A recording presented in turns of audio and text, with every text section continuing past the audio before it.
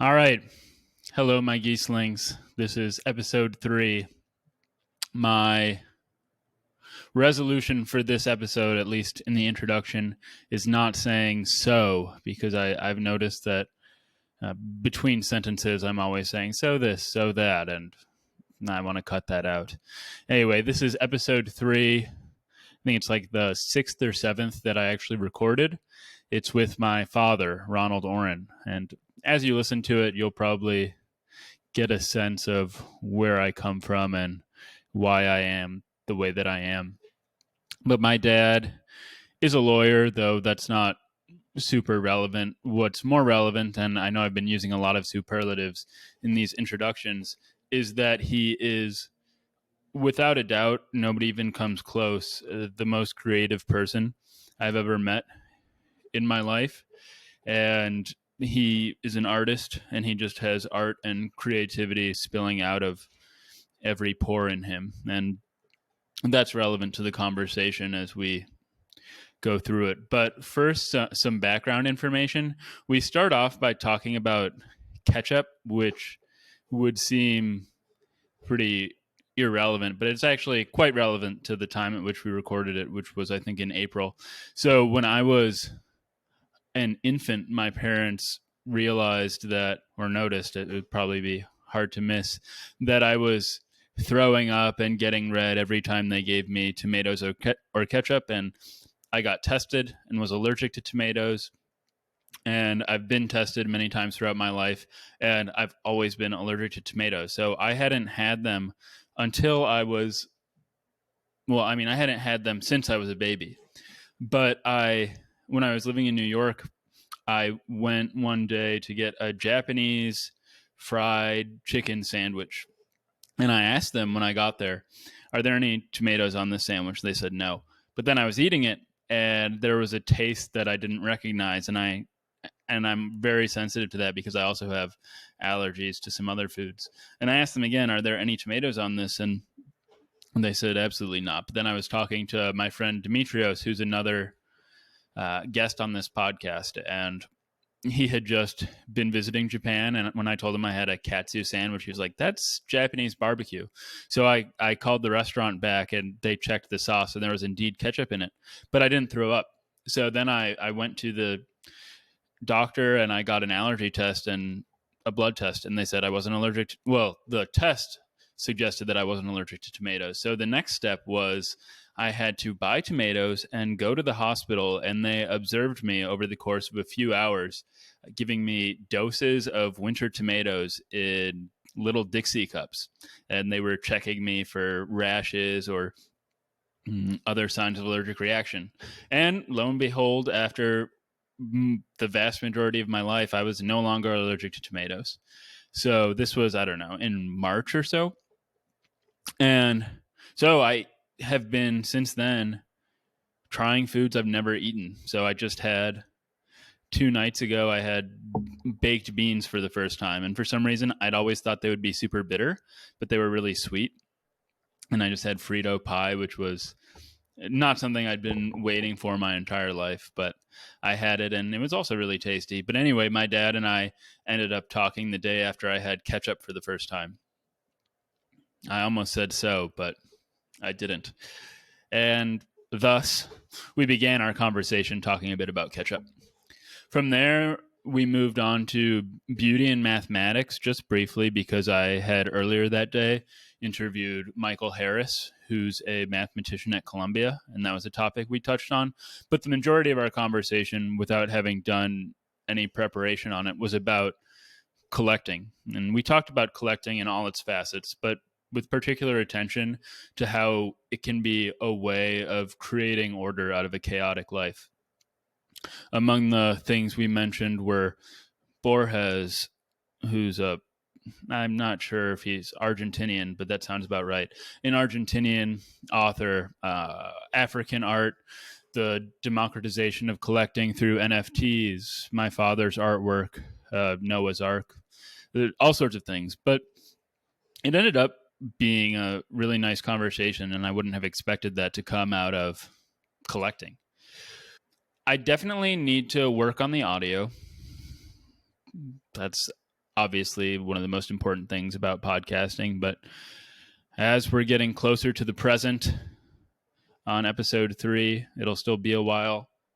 I like to think that I'm becoming better at doing this. And my geeslings, I hope you enjoy this podcast.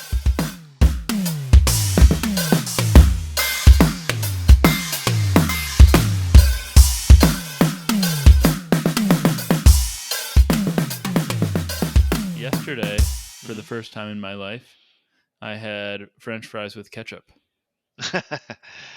That's funny. I myself, I thought they were delicious. well, no, mine's a ketchup story too. So I went to Bop and Grill, which is sort of an Asian hamburger shop on Belmont near the L, because I felt very shut in. So I just took a little walk, and on the way I sort of decided to go there, and they have a kimchi burger, which sounds a lot better than it actually was.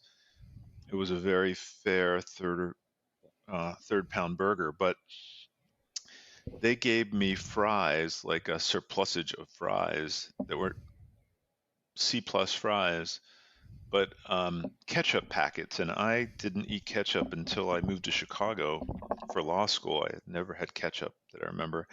And they gave me the little packets, and it's such a miserable little thing to open that little packet and squirt that little bit out. And having a big pile of fries, it was especially miserable. And of course, I asked whether they had, an actual thing of ketchup. And of course, being the pandemic, the answer was no. So after eating most of a mediocre burger and fries with dabs of ketchup, I just sort of threw in the towel and left. It was just a very sort of crushing experience, minor as it was, just because it was very pandemic-y. I went in, I was the only person eating there in this very small place. Everyone else was just coming in and saying, like, showing their phones, like I'm picking up an order and running out the door. And they had no ketchup. They just had these little packets that weren't really working for me. So I didn't really feel very happy there, and was sort of eager to leave. Well, I had always expected that ketchup would be spicy, Oh, but it's it tangy. wasn't It's more spicy. tangy, right? Yeah, it was tangy Mhm. and sweet, and it was super good. And then I also had cocktail sauce. I had shrimp cocktail, Oh, cool. and Where'd you eat? that was also super good. A place called The Ribbon that was actually very bad, Oh, but you should try. Yeah, the French fries with ketchup were super good. they now make all sorts of ketchups, and they now make sort of a spicier ketchup, or like a jalapeno ketchup, which could be quite tasty. And I do like cocktail sauce. So something that I mentioned, I spoke to a mathematician today. Hmm. I spoke to Michael Harris, who's a number theorist Hmm. at Columbia, and we talked a bit about beauty in mathematics, Uh-huh. and just the conversation made me realize that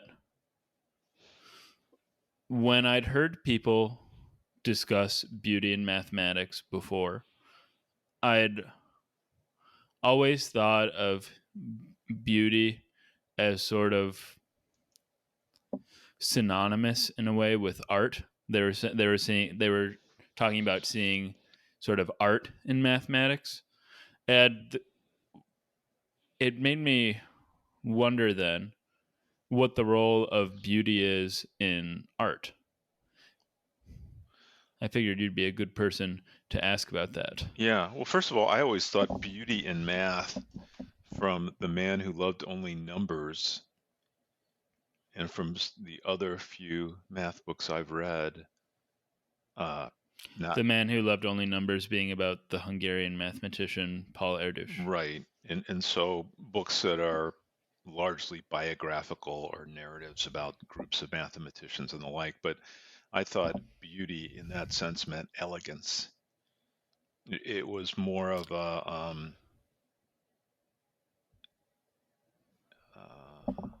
concision or something, or a way Yeah. of cutting through a lot of garbage. Simplicity. Yeah, but not just simplicity. Simplicity is one thing, Hmm. but there are other things. There's symmetry was a word he used. Hmm. Uh, unexpectedness. Is as beauty? Yes. Huh. Um, I think that would be a very good subject for a talk, just because I have read some stuff about beauty and art that especially tries to deal with art that is not beautiful. Um, but I don't Well, the think. first thing that comes to my mind when I think of art that is not beautiful is Hitler and degenerate art, Oh, and the art that he banned degenerate because art he can be didn't think it quite was beautiful. well, degenerate art can be quite beautiful. It depends on how you define beautiful, Did right? he think it was beautiful? No, no, I don't think so. Right. Right. I think they they were It's still looking probably for like Greek and Roman ideals, I think. right. And he pointed out that beauty wasn't talked about in mathematics Hmm.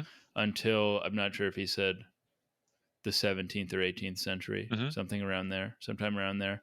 But in the same way, beauty wasn't necessarily a goal of art in the same way that it might be today, 2000 or 1,000 years ago. There were other motives like uh, religious idolatry or something like that, Right. Right. or the capturing of history. Uh-huh. Well, Your glasses make you look like Professor Trelawney from Harry Potter. yeah, They're like they're, magnifying your they're eyes extremely immensely. cracked. They're cracked all around here too. So, at least a danger to myself, if not others. Well, since I wasn't prepared for that subject, and really I'm not prepared for any subject, maybe we could talk a You little. don't have to be prepared. I'm not prepared. Maybe, We're just yeah. Well, maybe we could talk about a subject, spitballing. something I was thinking about today. Um, Sure. Well, first, can you tell me what the role of beauty is in art off the top of your no, head? I can't. The Okay. role of beauty in art off the top of my head. No, I certainly can't. No, Okay. I don't think I can really. So what I was Okay. thinking about was collecting. Um, what's worth saving or collecting? Why we save or collect. I read some stuff on it at some points in time. There's a Werner Musterberger book. I think that might be his name. He might be a psychoanalyst, called something like Collecting the Unruly Passion. I think I've seen some other books about it from time to time. Um, I sometimes think about it myself. I was thinking about it because I was putting up my sticker wall as best I could, making a new wall of stickers. I do like stickering walls. I like the look of it, and I was just thinking about something we talked about before. Why we have this impulse to gather or collect, to catalog, to classify or organize, which I guess implies some understanding why we scrutinize, examine, why we do all those sort of things. And I have in my mind very loosely some categories or thoughts about that, all of which I'm sure others have said. Well, I'm absolutely certain others have said a million times better. But I was just thinking we could talk about that a little bit, because Bring it you on. don't really collect things. You're a little more of an aesthetic than an aesthetic person in certain ways. I sort of, but Yeah, I do have that impulse to collect. I mean, more I have like recently, I think. 60 pounds of candy right now Right, in my that's apartment. a little different. You And it's consume it. not, I'm consuming it, but I'm also compiling Yeah. records Oh, of the that's a good thing. tastings and That's photographs. good. That's a good point. Lists are one of the I things. definitely do a lot of listening. I Right. compile a lot of knowledge in a way. Right. I mean, I do a journal or a diary every Uh night, huh. and that's part of the impulse to collect and revisit at some point in the So future. let's just do a sort of stream of consciousness talk about some of the reasons why we think people collect, and I think one of the most obvious ones. This may even tie in a little bit with that sort of Freudian anal retentive sort of stuff that I think has been largely rejected, but I certainly think there's some effort to establish dominion and order over chaos. It's sort of the small corner of the universe in which your will counts for something, right? So, uh, I No, absolutely. And I think you're closer to the mark when you mention anal retentiveness and the Freudian ideas than you realize. Because I mean, even in analysis, something that I am often talking about with the analyst is the way in which I regiment my life, uh because every day my day is planned down to like the half hour. It's like, okay, I get up, 90 right, minutes of rucking. right, I'm going to stretch this foot for 3 minutes, the next foot for 3 minutes. I'm going to right. write for 30 minutes. And it's all a matter of being dominion over, or having dominion over the chaos of my life. And in a way, even if I feel like a sailboat tossing in the waves, I'm at least able to keep shaving every day and bail the ship out and keep the keep the boards repaired. Yeah, I've always thought you're a little more rule oriented than me in that way, but I agree. I think that the title of the 13th century Jewish philosopher Maimonides' magnum opus in English is something like a guide for the perplexed, and maybe that's wrapped in, That's that barbecue restaurant beside your yeah, that's home that's called um, Milt's Milt's barbecue Barbecue for the for the perplexed. Oh, Perplexed. maybe that's Maimonides. I never thought about it. It probably is Yeah, because it's a Jewish of barbecue course, place, right? probably my bad. They have beef bacon, which I think is absolutely abhorrent. Yeah, well, okay, we can get back to bacon in a second, but I think that I guess I was thinking that even if we don't expressly regard the world as chaotic, or our world as we are involved in it as chaotic or disordered or ununderstandable or uncomprehendable, if that's a word, we have trouble grasping. Incomprehensible. Yeah, that didn't sound right though. Um, we have trouble grasping the shape, the structure, the order of things, and we like to be assured that there is a shape, there is a structure, there is an order to things, that it can be understood. And for a similar reason, perhaps we like stories and we like narratizing that creates stories. So we make a story that has an ending, it has a beginning and an end. Um, Good triumphs over evil, all those sort of things. So I think in sort of the same way, collecting might be establishing dominion and order over chaos. Um, I also see in it when I think about how, well, when I can step outside myself and sort of objectively for a moment look at what I do with these rows and rows of bookcases throughout the house, ordered, very ordered.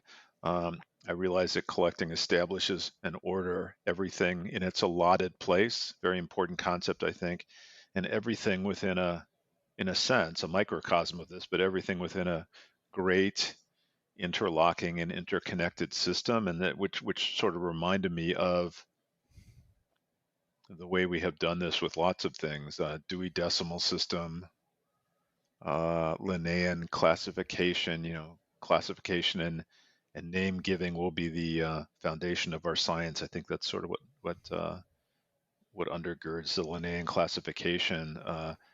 Um, was it Mendeleev? Was he the periodic table guy? Mendeleev in the periodic table of elements. I think that was his name. Mendeleev. And I'm not. I don't know. I know Mendel did the Yeah, a different did guy. I think it's Mendeleev who does the periodic table, I'm not erudite enough to address taxonomies that classify versus ontologies that specify or create a formal framework that describes anything, not just a taxonomy, by establishing relationships, classes, and constraints that act on concepts and entities within a given system, all those sort of ideas. But I just have been thinking about whether this is just my effort to create my little ordered part of the universe. And it reminded me, weren't you into Borges for a while? yes, And was his story called Library of Babel, or is just that one of the topics in one of his stories? the Library of Babel. Yeah, and isn't that where like leagues of scholars scoured the labyrinth, pour over everything, try to make sense out of nonsense, ultimate knowledge out of chaos, So all that sort of stuff. there's essentially an a library with an infinite amount of books, Right. but it's not infinite. You can it's just a vast number, Hmm. and they're not written necessarily by anyone, but they're just every possible Right. permutation Right. of text. So the vast majority of them are complete Hmm. nonsense. So hordes of scholars go through the library, uh, looking through lots of books, trying to find ones that have Yeah, meaning, the and secret of the they universe might be burn and destroy some that aren't, right. that they think of as apocryphal. Right. Right. Again, it basically trying to get the ultimate knowledge and get. Apocryphal, is that the right word? Pardon me? I don't think apocryphal is the right word. Maybe heretical. Uh-huh. But it's that I idea like that of one. making sense out of nonsense or finding ultimate knowledge in the chaos, right? Hmm. Yeah. Sure. Yeah.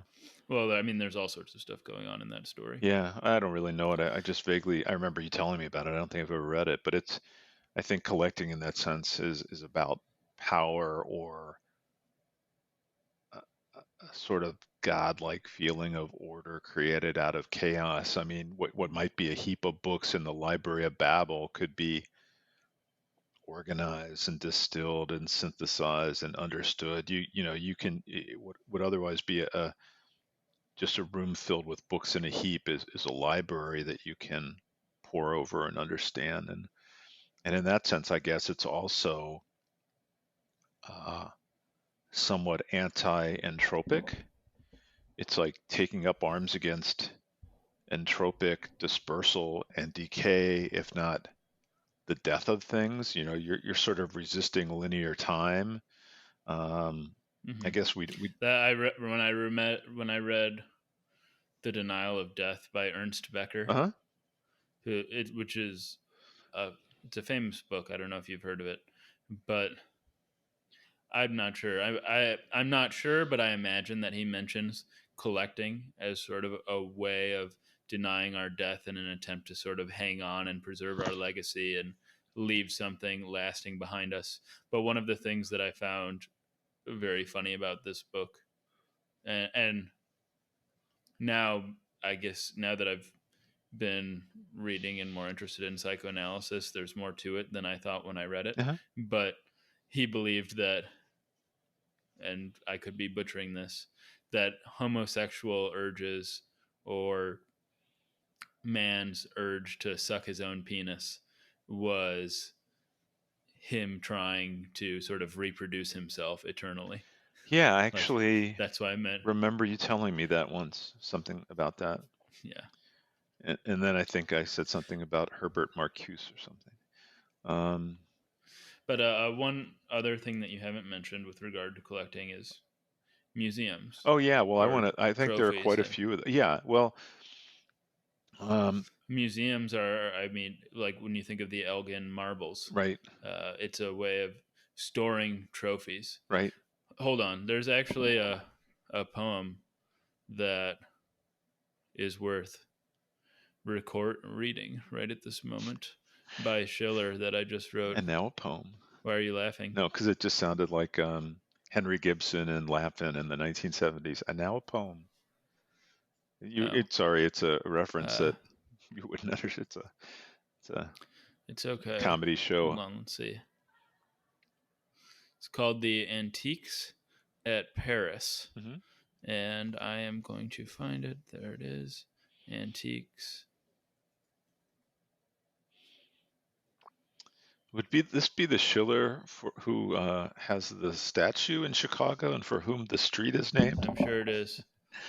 But anyway, The Antiques at Paris is a very short poem. It's that which Grecian art created, Hmm. let the Frank, with joy elated, bear to Seine's triumphant strand, and in his museums glorious show the trophies all victorious to his wondering fatherland.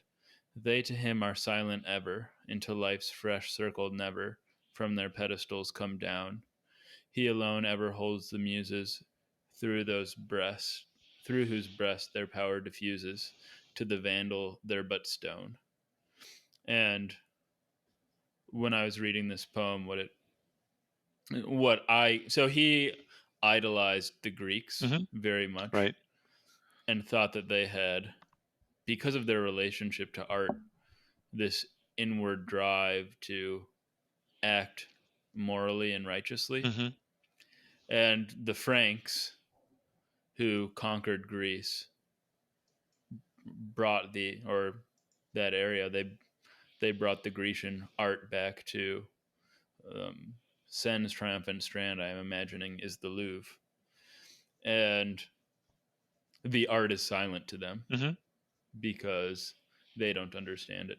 But the point, I was just thinking of it because museums are sort of a place of plunder, and well, they can be. Can I be, mean, yeah. obviously, Right. art is donated, Uh-huh. but you've seen Predator. Obviously, Uh-huh. you've seen Sure. Predator. You had me watch Predator in a men's weekend when I was probably like 10 years old. Probably three. But even yeah, even the Predator, like it comes to Earth to collect Right. trophies, Right. and the paradigmatic or stereotypical savage who epitomizes man's most basic is always depicted like, I don't know, with shrunken heads around his waistband and sashes of human ears. It's just a memorandum of conquest. Yeah, I mean, all the things I would think about collecting, I don't think I can slot them into neat, separate, non-overlapping categories. Um, I think what you just said,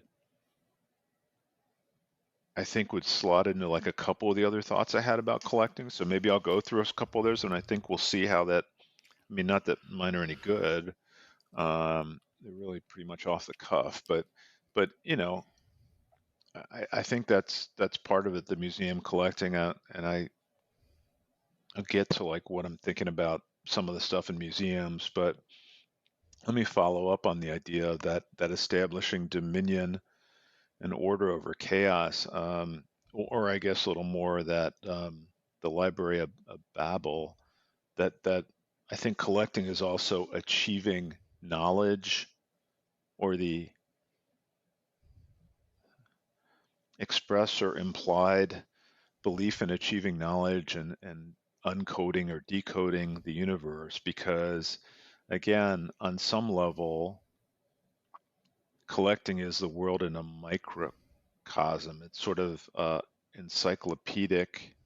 It's It's your world in a yeah, microcosm. it's your controlled world. You've got, I think theatrum memoriae might be a word for it or phrase for it, with the individual parts illustrating their place in God's great mind, in a sense, sort of a scientific taxonomical exercise, allowing for the examination of the deeper meaning or nature of the universe, and again, sort of the mind of God in collecting stamps, in collecting coins, in collecting stickers. Did you ever collect stamps? I collected stamps a little bit. I collected coins. I know you collected coins. I was just thinking the other day, I asked somebody, maybe it was Demetrios, if he ever was interested in collecting coins. I think it was him. And I know you have a couple of pirate I coins. do. Probably worth like all $10, but Really? they all seem sort of magical. Well, I would have thought. though that's another. I mean, well, I get to that, and that's part of this too. I mean, I think that some of this idea of achieving knowledge and uncoding or decoding the universe through collecting also has like, again, I can't slot these neatly. They overlap with some of my other thoughts, but it's sort of that there's some element of rescue in it. There's some element of like rebirth, maybe even transfiguration, maybe even alchemy. It's almost alchemical. Um, it creates sort of another, it's maybe its own category, but I was thinking that collecting sort of creates its own intimate, if not sensual, relationship with things. It's a way of having a relationship you control. Um, Well, it's funny you say that because like an intimate relationship with things, because I sent you a picture, but I got this denim jacket yesterday that I'm Oh. very excited about. And Hmm. like when I buy this jacket that I think is so cool, and then I read about, that it's indigo, like real indigo, and then I read about the dyeing process in Japan, and Uh-huh. then I look about at the hand stitching, and I'm feeling it, and there's this very intimate connection to an object. And but I mean, that's why you and I are both, you more than me, are really fascinated by denim. I like it Uh-huh. because of just the way it wears and changes Right. over Well, I time. was thinking about it in the sense that it's an intimate, if not sensual, relationship that you have control over in a way that you can't control or dominate with an actual human. You know, Yeah, you can, it does your bidding in a sense, you know. If it's still fulfilling, yeah. if it's still a relationship that you appreciate and find value in it, it sort of Yeah, it's like that. I reinforces think your value. I was talking about this with Graham recently, but that Twilight Zone episode where this, I don't even think I've ever seen it. I've just heard it summarized. But there's a librarian who hates Oh, I people, love this book, and this episode. Yeah, they're always like disturbing his chaos or disturbing his world, right. and he just wishes he could be alone in his library. And then he goes down into the library with his, with which is sort of his little kingdom. And then I don't know if there's just like nuclear warfare, Armageddon, while he's down there, and he comes back up. He's the last person on Earth, and he's so happy because he has this world that's his now. The books, he can be alone with them. He can do what he wants with them, and then his glasses fall off and break. Yeah, And he's was famous actor named Burgess Meredith, and I think you're right. He's just he's upset that he can't be with his great love, the books, that he's being distracted, that people are annoyances, that they're interfering with his enjoyment. And I yeah, think and it's probably, I mean, yeah, he's a character, but he can't dominate the people or control them the way he can his books. yeah. So he goes down into some like deep vault or deep recesses of the library, and like you said, there's like some sort of Armageddon or Holocaust is the wrong word, but right. Nuclear Right, and holocaust. then at the end, like the glasses slip out of his hands and crack. Right, right, yeah. Um, another. That's why people collect pets too. Uh-huh. Is you can dominate them in a way. I mean, you can't dominate other people, Right. and dominate is a strong word, Uh-huh. but you do have control of them. You can take care of them, make them do what you want to Right. do. It's why some people probably have 11 cats. Right. So, with respect to that jacket, briefly, the one thing that I found sort of oddly oxymoronic about it was that it's a denim jacket in the nature of a trucker jacket, or what I call a trucker jacket, but it has the pattern. It's not. Okay, but well, you can tell me about that in a moment. But it has the pattern of snowflakes on it, of all things, Yeah, which of course I associate with cold weather. So it's like a warm, or it's like a cool, sort of a fall weather jacket. I'm with. I understand what you're Uh-huh. saying there. So, That I and find why does it have interesting. that on it? I mean, what's the logic of That's just the brand, or the people who do it. They just put all sorts of designs on things, and what's the I brand? capital. Oh. See, that would have just, and they're silk screen, not sewn, right? Embroidered. No, that's hand embroidered. Oh, it is. All the snowflakes are hand embroidered. Yeah, Oh, well, yeah. okay. I have more appreciation for it than I did when I thought it was silk screened. Okay. No, no. Did you buy it It's or all did you just embroidered. try it on? I bought it. Okay. I bought it. But anyway, um, You ready for my next? it's Oh, go ahead. not. No, it's not a trucker jacket. I mean, there are three types of denim jackets. There's the Type 1, the Type 2, and the Type 3. Uh-huh. The Type 3 is the trucker. Oh, okay. This is the I Type think of 1. them all as trucker. What's the difference? Well, they're just, I think, various designs that Levi's had over the years, and they're separated by 20 years or so. Gotcha. So I it's imagine, pleated. I There's a think of pleated the front. first, I don't want to get up because I'm Okay. wearing boxers, but I'm not wearing any pants. yeah. Okay. So anyway, I was going to, another category was, I was thinking that collecting on some level can be about appreciating I mean appreciating in a broad sense the supernatural, because I was thinking about how much collecting involves holy relics, sacred objects, fetishes, totems, um, You collect totems. of a sort, yeah. Um, Totems, yeah, I'm not sure I'd call them totems. I'm trying to think of a better word. They're not fetishes either. They're not dolls. You have fetishes. Yeah, but What are they called? Inkisi and Kondi or something? Vanavi. They're called Well, I'm thinking of the nail fetishes. oh, I don't have any I don't have anything like that. What are those called? And Inkisi Kisi, yeah, something, I'm right? surprised you know that. Very good. And I think it's like in English, N apostrophe Kisi, I sometimes. took Royal Arts of Africa 12 years That's ago. true. I forgot about that. And Kisi, right? and, Anyway, and what was oh, go ahead. yeah. Never mind. I was going to show off more. Well, I was thinking more about the Ibeji from Nigeria or the Twin Banavi dolls. of the Ebe tribe from Togo, yeah, or Ghana. So you collect those. Those are interesting. You should talk a little bit. Well, I'll tell you what I remember about Uh-huh. them. And what I remember about them is they're from Nigeria, right? Ibeji are from Nigeria. Vanavi are from the Ewe tribe, mainly from Togo, but some also, I think, But they're Ghana. these tiny little dolls. And this isn't the right word, but it's the word that we've been using.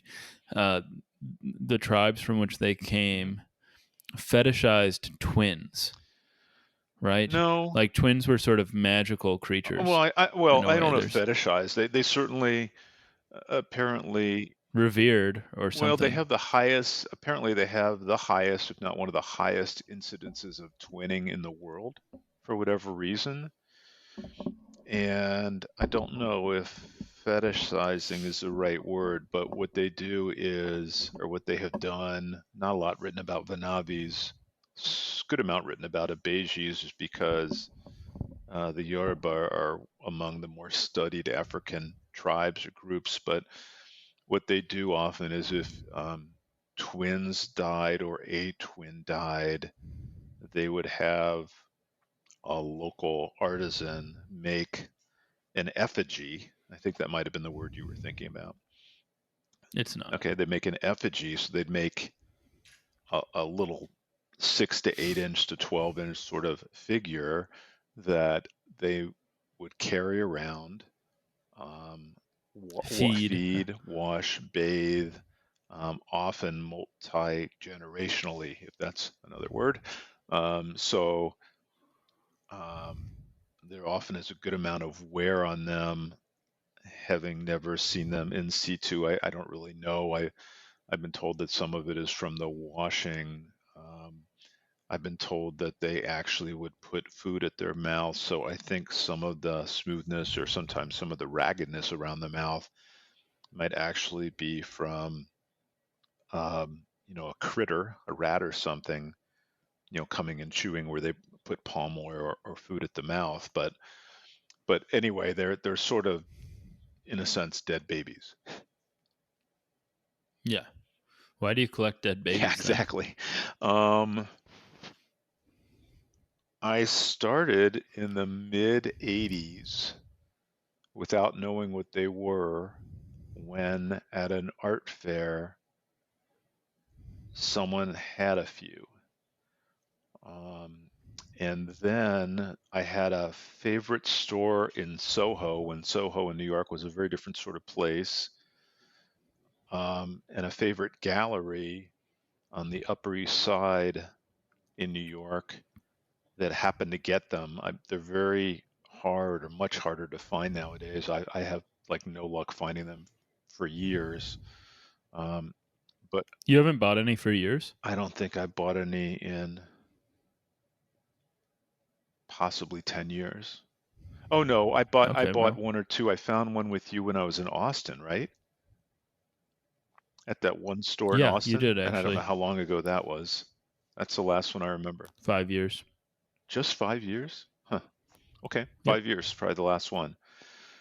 And before that, I had purchased a couple from France and a couple from Germany, but they're just harder to find. So they used to be rather cheap. They're not within the art collecting community or the African art collecting community regarded as items of considerable value. They're items of lesser value. They're a little more expensive now, but I bought them over the course of 1980, mid 80s till 5 years ago, I guess, and I probably have 150 to 160 of them. Did I lose you? Nope. Okay, because my computer screen turned off. Um, so I probably have like 165 of them, 150 to 165 of them. I would buy more if I found them, but again, I don't want to pay. But why? So, I mean, we've been talking about Yeah. collecting. Why do you think you collect them? Um, I mean, you collect all sorts of things. You started off the conversation talking about your sticker wall. right, right. I mean, you collect stickers, you collect denim, you collect books, you collect various art. You used to collect coins, you collect CDs, you collect Well, still. there's I some mean, element little of all paintings. these things. I mean that I'm talking about. I mean, um, we were talking about holy relics and sacred objects, and I think that religions venerate objects. Objects are imbued with talismanic qualities. They're sort of dead, but they're alive with an aura. They have the spirit of something greater. They're more holy and important than we are. Sort of something you can say about art in some ways, but and I think that's part of it is they have a sort of magic to them, a magic of physical closeness across time. They allow you to be more than you are in the same way. Well, something that, I mean, going back full circle Mhm. again, something that we haven't touched on is you also want to collect things that are, one also wants to collect things that are beautiful. Sometimes, It's not why necessarily it's, though. I mean, it's, ow, ow. Right, not always, but I mean, I think of kings with their harems of women. They want to collect beautiful women, or Genghis Khan, how like some surprising percentage of people of Asian descent are related to him because he was obsessed on some level with collecting numbers. I guess you might just want to put it that way. Yeah, well, I mean, I now you've sort of maybe touched upon um, maybe what we know about historical collecting. I mean, collecting in certain respects, um, cabinets of wonder and curiosities, and who could collect and who could collect things of value and rarity. I mean, it usually was royalty and people with money. I mean, now we've hit, in a sense, the democratization of collecting. So, I mean, I think we're talking about a different sort of thing when people collect, salt and pepper shakers and Well, when you say skateboard stickers. democratization of collecting, I think of one. I mean, when somebody says collection, the first thing I think of is art. And when you say the democratization of collecting, I think of first NFTs. Hmm. But after NFTs, what I think of is, and this to me is so ludicrous, but I heard some corporation or bank or something like that. They bought some famous painting, and then they have it displayed in their office or Robinson, whatever their location is. Robinson, What? this is my client, Masterworks. Oh yeah. So should I not talk No, I about it? can, but I will say a little something No, about them. can I not talk Sure you about it? can. I mean, you don't even know, but I'm But no, that's not what I'm uh-huh. referring to, though. So I do something. That's not what I'm Uh-huh. referring to in particular. But let me finish. Sure. So they they buy the artwork and then they sell NFTs, I guess, of the artwork that are sort of fractional shares of the artwork in the same way that someone might buy shares in a company. Okay. But what I find so Uh-huh. ludicrous about the idea, and this might not be Masterworks, but this is about the company that I was reading about, and it's not that this is their business model. They just bought one painting and they did this. Mhm. Is that they are keeping the painting physically in their office and displaying it. Mhm. That's the museum, and that's where the real thing is. And people are just, to my mind, being absolutely foolish if they're thinking that they somehow own this painting because they've paid this company $1,000 for 1,000th of the Yeah. painting, Well, it's whatever that means. interestingly enough, I was going to mention them. They were going to be I think they fall in part in one. Masterworks? Yeah, I was going to mention them. I think they fall into one of these categories. And by the way, when I said they're my client, I didn't mean they're really my client. I'm doing work for them. I have done work for them. Um, they they aided by their experts buy artwork at a considerable cost that they believe will appreciate considerably in value. My words, not theirs. You could read what they say online, but they hold it. And again, I may be getting this wrong because I don't remember exactly what they say, but they state that they will typically hold an artwork of that nature for a period of time, say 3 to 10 years. Again, my words, not theirs. And then they will sell it. And what they do basically is they securitize and fractionalize the artwork in the sense The ownership. the ownership. So not you're not buying a picture. You said you'd buy like a picture of it. It has nothing to do with NFTs. In the case of No, Masterworks, I you'd buy didn't. a I'm talking about NFTs. I'm not talking about what you're yeah. talking So about in right this now. case, say it's a Mona Lisa, you could buy like a it's too expensive to really make this make sense, but you'd buy 1,000, a share, one of 1,000 shares of the Mona Right. Lisa. There, I think that, and this goes very much with the democratization of collecting. I think that one of the interesting aspects of collecting, obviously, is the hunt, the chase, finding Yeah, and winning auctions, winning I've been bids, right? I've been talking with Phil about watches a lot Hmm. lately because he likes watches and I'm interested in a Hmm. watch and I want the watch Right, now. And he says, "No, this is the fun part, like trying to find it and making calls right, and contacting right, dealers." And it's like, not to me. That's not what I want to be right. hunting. Well, But to each that's his some of own. the bug is, and I'm sure there's some, I don't even know what the scale would be, but like need, hunger, unquenchable thirst into obsession, into addiction or something. Maslow's hierarchy of Oh yeah, needs. I never heard of that. That's a good one. Okay. Well, that's what it's called. Okay. Good. I don't know. Anyway, so I think you're right about that. I always think that Mom's line was one of the best lines about my excitement about winning eBay auctions. You know what I'm going to say? I I remember that you. Oh yeah, you're just like the idiot who was willing to pay the Yeah. most.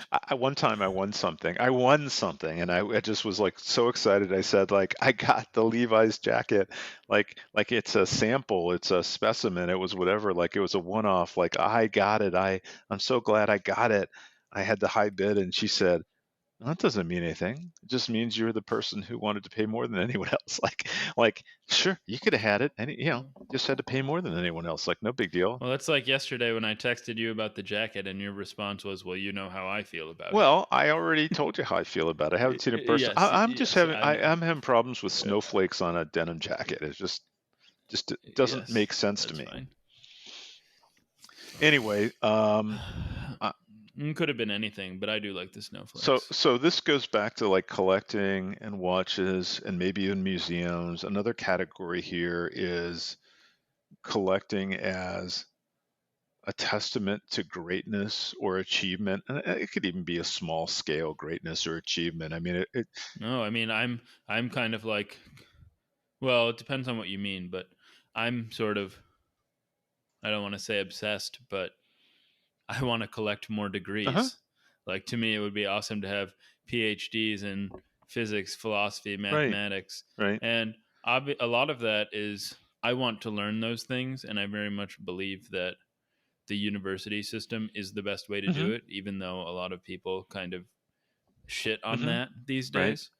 But another part of it is I want these testaments to the fact that I've excelled.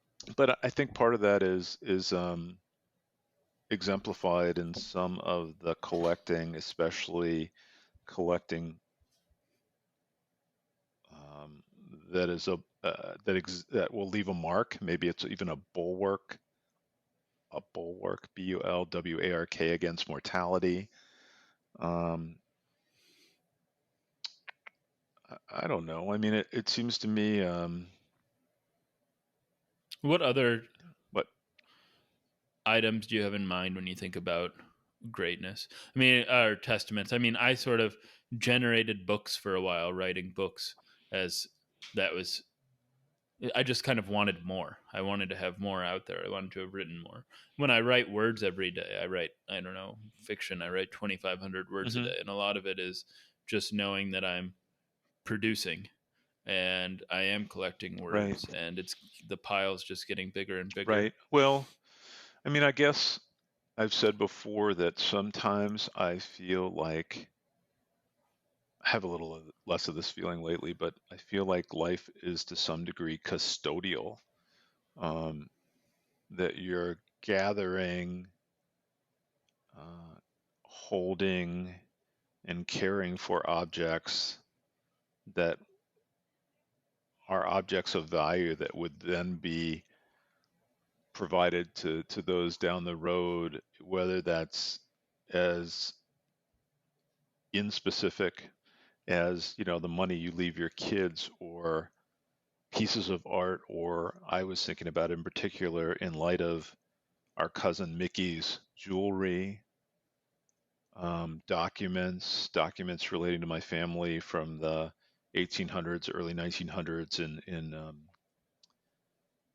in La Grande and Oregon and other places.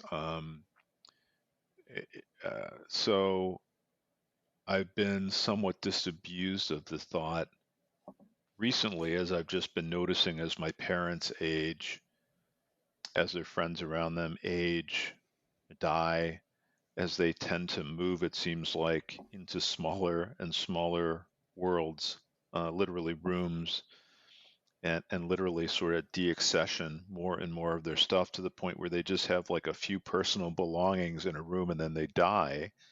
Um, that my idea of that somehow I like have conserved all of this stuff, that I'm taking it with me through my life and somehow I'm going to deliver it intact to someone else. Uh, and my direction is just false, completely false. But still, I think there's some urge to magically or supernaturally um, collect uh, and then to like somehow pass it on. Um, so I don't know if I completely lost the question you were asking, but I think that's like part of it is that I think that I've deluded myself to some degree in thinking that I'm not just collecting for myself, but I'm collecting for those who would also have the same interest in my stuff that I do.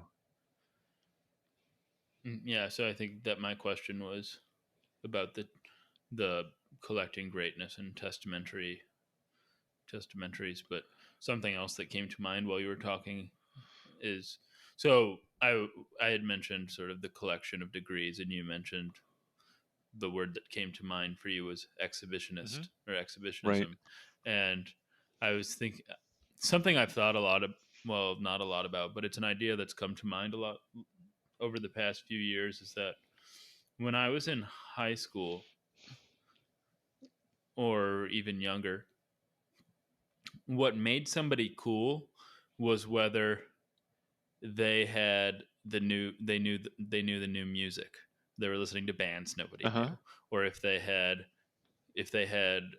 cool clothing that nobody else could afford, or they But you got the knew new about it. soccer Like shoes, it was something like Supreme that. stuff, but you just didn't have it.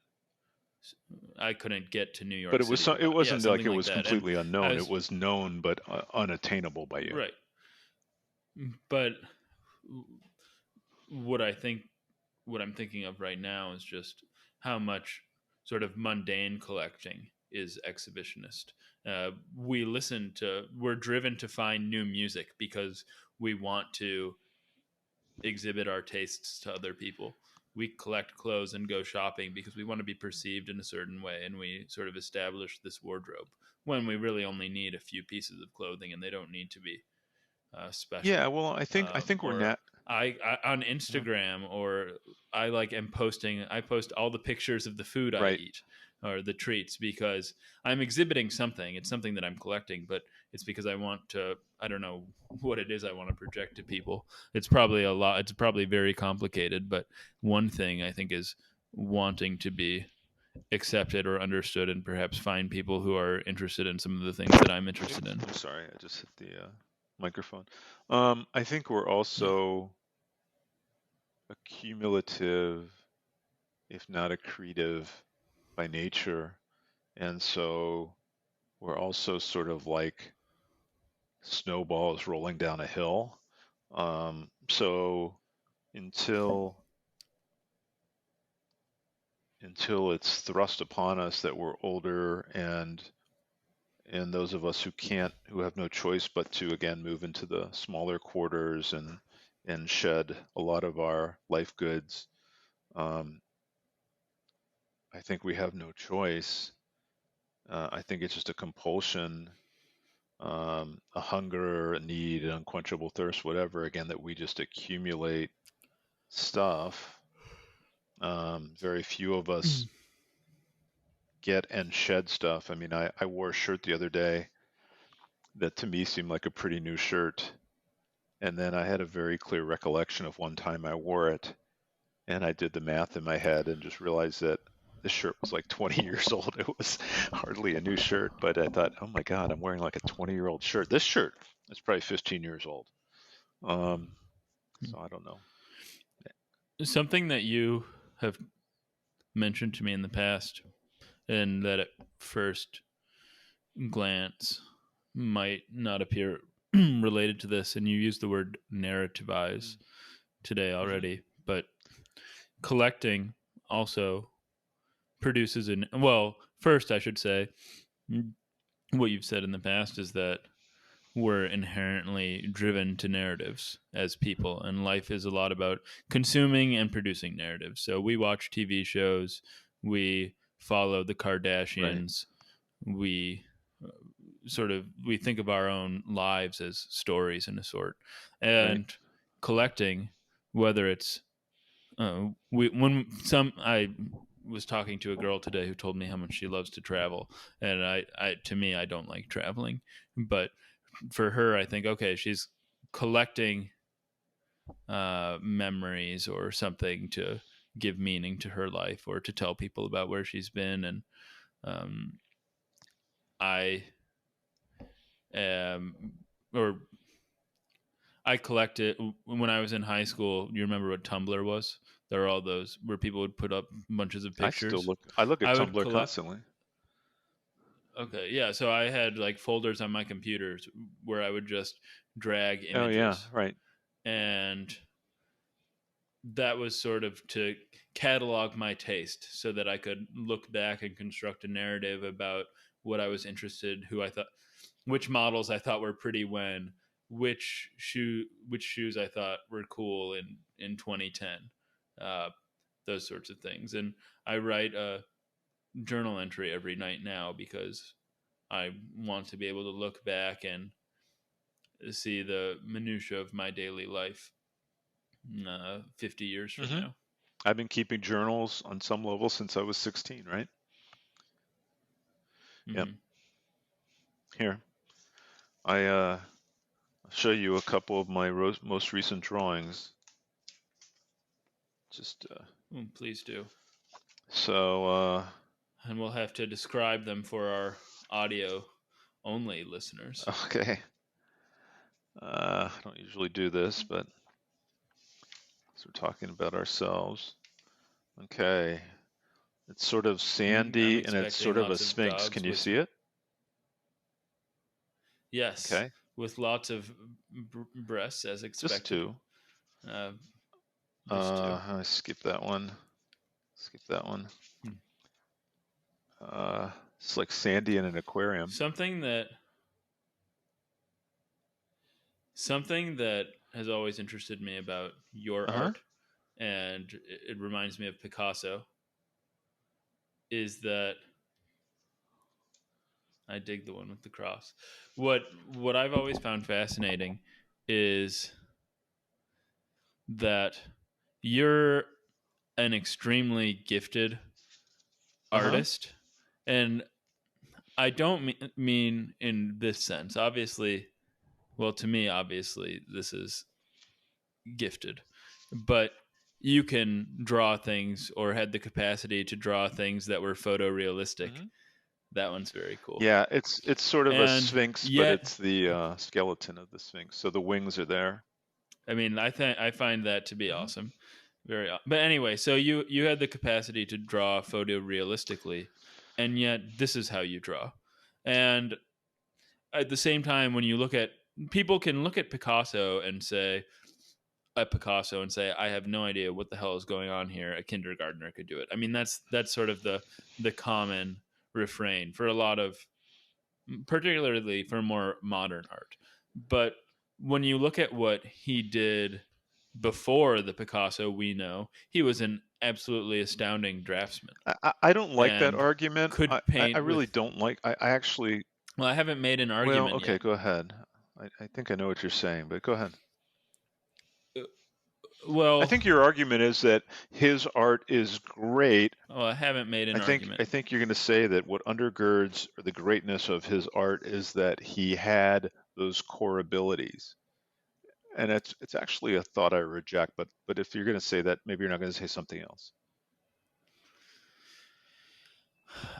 No, what I was going to say, I wasn't going to make an argument. I was just going to say it is fascinating that somebody like you or Picasso could have those abilities and then, to my mind, do something that is degenerate and doesn't ca- call upon those abilities. No. And that says something. So I was talking to this girl again today, and she was showing me a painting she did that was like sort of like a Jackson Hmm. Pollock.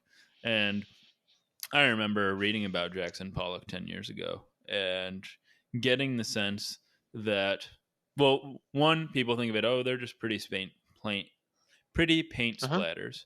But as I read about him and thought about the process where he's maybe standing over this piece of art and he's grinding dirt into it with his Hmm. boot and sprinkling glass on it and Hmm. sand and splattering paint Right. at it, it's art doesn't have to be pretty. It's some sort of expression, and he was expressing the feeling of being a god and having control. Maybe not unlike collecting, in that he was producing lots of Hmm. artwork, and Hmm. it was a series of Hmm. paintings commemorating the feelings of the Hmm. moment.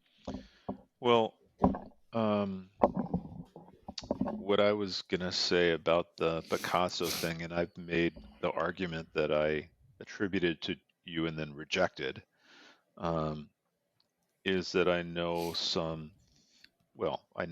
what I regard as some fabulous artists who I don't think have those technical chops. They're not artists that could knock out a photorealistic drawing of this major accent marker. Um, but I think a lot of those capabilities having to do with photorealistic rendering um, are not really as important as I thought they were when I was younger. And I thought too that, the fact that Picasso had those chops was in some way validation for his rejection of them. Uh, and And I am inclined to feel that Mhm. way. I mean, you jumped the gun before I said it, but that is a feeling that I'm inclined to empathize with. I feel that similarly with DJing. I just can't understand DJing when I know. So it's not that I can't understand it, but I can't appreciate it the way that I can appreciate Ethan's violin playing. Hmm. Hmm. Right. Oh well. Any more to say on collecting Um, at the moment? well, I think it just sort of tying a bow around that testament to greatness or achievement. I don't think we talked about the fact that some of it is to appear or to be wealthy, powerful, knowledgeable, erudite.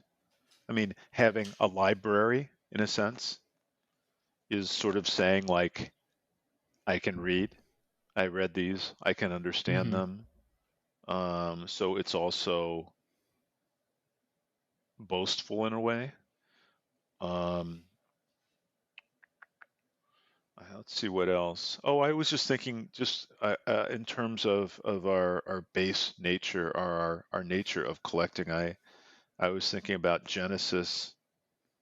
It's Genesis 6, where God says to Noah, um, gather up two of every sort, blah blah blah, to keep them alive. It just I was thinking about even Noah's Ark as sort of like, it's all going to go to the shitter, like, collect everything.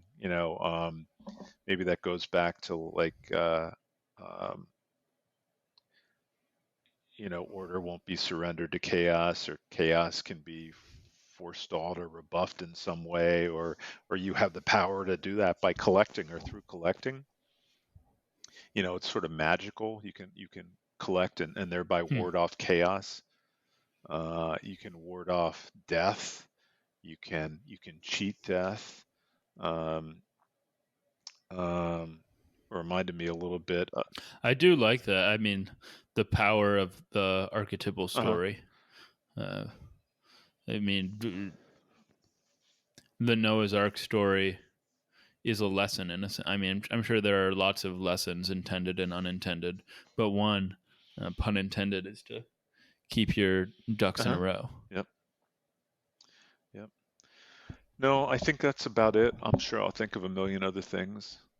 Um, well, No, I I'll guess I like one of the things, keep note of creation them. of a mythology. I remembered that was like one of the things I was thinking about when I was thinking about the idea of seeming erudite, knowledgeable, powerful. It was also like you can sort of outlive death by creating your own personal mythology through collecting, which a lot of people have done, right? And there are testaments they're collecting. There are Hmm. rooms or museums or libraries, or their names sort of live on as collectors or because of their collections. So people know it sort of has a myth making capability as well. Maybe even like in a smaller scale, like within your family. Maybe I'll be the person who collected art books, or thousands of art books, and that'll be like all anyone will say about me 100 years from now, right? But I sort of live on through that. It's sort of a touchstone for me. It's metonymic or some way. It just sort of will be like this is who he was. This is his life. Hmm. And that's sort of magical in a way. Metonymic is a good word. Yeah, it's a good word. Um, that's it. All right, Father. All right. All right. Thank you. Thank you for being part of Robinson's podcast Well, this that I'm evening. not so good at, but I do like talking to you. It's always good to talk to you. And next time I'd like to hear All more from right. you because you have a lot more interesting things to say than I do.